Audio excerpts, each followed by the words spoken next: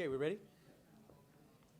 Javier Becerra, Chairman of the House Democratic Caucus, pleased to be joined today by the ranking Democrat on the Energy and Commerce Committee, Mr. Frank Pallone from New Jersey, who has a great amount of experience on so many of the issues that are coming across our desk and so important to the American people. So I'm glad that Mr. Pallone is here. He'll speak specifically on a bill that will be on the floor this week that deals with liquefied natural gas and also the issue of how we make sure that it is properly and safely made available to consumers for use as energy.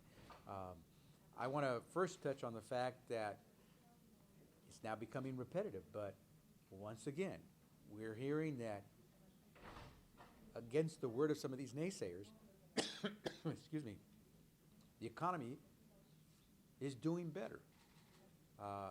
Now to join with the reports that we've heard from so many different sources about the growth in the economy and the increase in jobs, we have the congressional, which is Congress's neutral, nonpartisan arbiter on numbers and money, what bills cost, what those pieces of legislation will do to the future of our economy and our nation.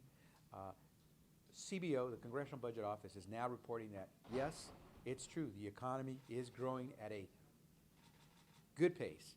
We are seeing jobs created, so more than 11 million jobs, 58 straight months of job growth, something, by the way, our country has never experienced before.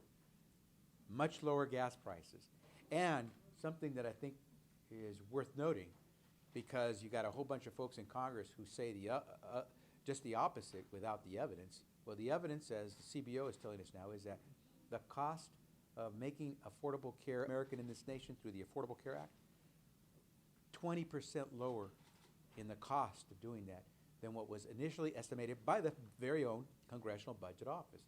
They've revisited the numbers, and they're finding that we're saving even more money than the Congressional Budget Office thought. That's all good news for Americans who are consumers, who are taxpayers, and who are hardworking.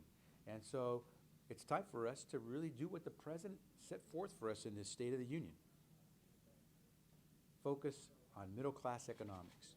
Because while we've seen grow by more than 10% in the last 5 or so years, while we've seen profits for corporations in America grow by more than 46% in those same period of years, and while we've seen the stock market almost double, some 92% or so, in those 5 or 6 years, the wages of people who get paid with a paycheck, flat. So who's getting all the benefit of all this new capacity and economic creativity and ingenuity? It's not the middle of America. It's not working class folks who get paid with a paycheck. So the President said it. It's time to focus on middle class economics. It's time to make sure that hardworking Americans who go home with a paycheck every week, every month, see the fruits of all that good work that's helping create more jobs and boost the economy. And so that's what we should be focused on. That's what we believe as Democrats we should be focused on. This week, we will gather all Democrats from the House of Representatives to talk exactly about that, how middle-class economics becomes the spear that we move forward with to really make the case that that's the way we keep our economy moving forward and prosperity building for all Americans, so that rich, poor, regardless of what region of the country you're from, regardless of your ethnicity, you will have an opportunity to send your kids to college. You will have good health care. That's what it's all about. Economic security, health security, public safety, making sure we deal with all those things. And it would be great if we knew that what we were doing here in the Congress complemented what the President has been doing with the private sector to create those 11 million jobs. But so far we haven't seen that. Governing, I think my Republicans are finding, is harder than they thought. None of the legislation, major legislation they put forward, has any chance of success or life, because we're spinning wheels at taxpayer expense. And so it's time to get to work. This LNG bill that is coming up, Mr. Pallone will mention it, but once again, we could actually be doing something to help Americans see even lower energy prices, but this bill's not going to go anywhere, and so we're spinning our wheels, consuming taxpayer dollars to not get things done. It's time to govern. It's time to work on behalf of the middle class, and it's time to really sit down with the president and get middle-class economics to be the driving force for America. With that, let me yield now to my good friend and the ranking member on the Energy and Commerce Committee, Mr. Frank Pallone. Thank you, Javier. Let me just reiterate what our Democratic Caucus chair said, which is that we should be concentrating on legislation that would actually create jobs and increase wages, and not something that is totally unnecessary. I would go even further and say this is a bill that, even if it did pass both houses and get signed into law, wouldn't do anything. It's totally unnecessary. And the reason I say that, I said it at the Rules Committee last night, this will be up tomorrow, is that what the bill says is that once the first review for a liquid natural gas facility, for export facility, once that environmental review is completed, then the Department of Energy would only have 30 days to do a public interest review and approve it. Now, this public interest review is very important, because basically the issue is whether or not the export of the natural gas in this circumstance would hurt our economy. In other words, if our domestic manufacturers are in need of the gas, or if as a result of the export the price goes up, and therefore the price of manufactured goods in the United States goes up, then that might be something that the Department of Energy, in the public interest — this is not the environmental review, this is not the site review, this is the public interest review — in the event that the public interest would not be served by that particular export application, then they can make a decision to approve it or disapprove it.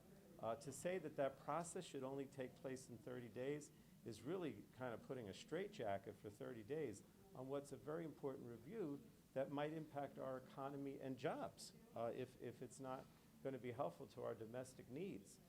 But the reason I say it's totally unnecessary is because every time that the DOE has had one of these applications, they've either approved it or conditionally approved it.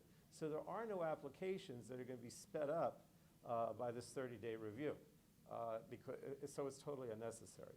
And I made that case last night at Rules, and nobody really contradicted it, but yet the Republicans are going to go ahead with this tomorrow, and as Javier said, just pass another bill that is completely unnecessary. I have no idea whether it'll pass the Senate or be signed by the President, but it won't make any difference anyway, because it does nothing. Questions?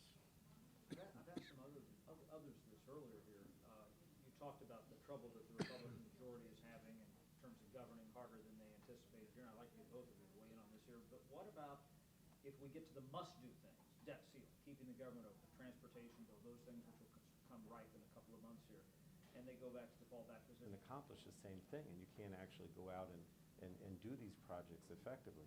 I mean, I could say the same thing in the health sphere, for example, with the SGR, which the Medicare reimbursement rate for docs. I mean, that's coming up again, I guess, the end of March if we don't pass it. And we're trying to do a long-term SGR fix in our committee, because if the doctors can't depend on a certain reimbursement rate, it causes all kinds of havoc in terms of their ability to, serve the healthcare needs of Americans. But again, it's the Republicans. I mean, if they're willing, if they work with us on a bipartisan basis, then we don't need these short-term initiatives and the threat of shutdown, and we can negotiate bills that will actually be long-term and have the most positive effect for the economy and the American people. We're reaching out to them. I know I am on SGR and other things, asking them to. Congressman, sir, if I could ask a parochial question from the Philadelphia Inquirer. Just wanted to ask about how you all chose Philadelphia for your retreat this week, and what kind of issues you hope to address, what you hope comes out of your few days up there. I have to give a shout out to Mayor Nutter, because Mayor Nutter really made it clear to members of the Democratic Caucus that Philadelphia would really welcome Democrats to the great city of Philadelphia. It's close enough that we can gather. One of the things you want to try to do when you're going to convene all your members and really have an intense 2.5-day session where you really get into policy conversations, you want to remove distractions. You don't want to be too close to the home district. You also don't want to be too close to where DC is, because then you get caught up in Capitol Hill stuff. And this way we can keep people essentially all together in one spot. And the mayor made it very clear that they were going to do everything possible to help us make it a good experience in Philadelphia. And sure enough, and we're going to have a great turnout of members. Pretty excited about some of the speakers we're going to have, some of the conversations we're going to engage in. We're looking forward to it. It's going to be a good session, and so long as Mother Nature cooperates, we'll have an opportunity to come out of there not only united, but also knowing that we want to follow the footsteps of the president here on really focusing on middle class economics. What kind of discussions are going to go on? What kind of things do you hope to talk about? Well, we along with the mayor doing a quick an early welcome, we were able to get Governor Wolf, who just got sworn in, to come down to tell us what he sees for his state, but also generally for the American people, and give us a sense of what a mayor on the ground does, a governor does for the state. And then we have a series of speakers from the president of the AFL-CIO, Richard Trumka, who's going to talk to us about working men and women.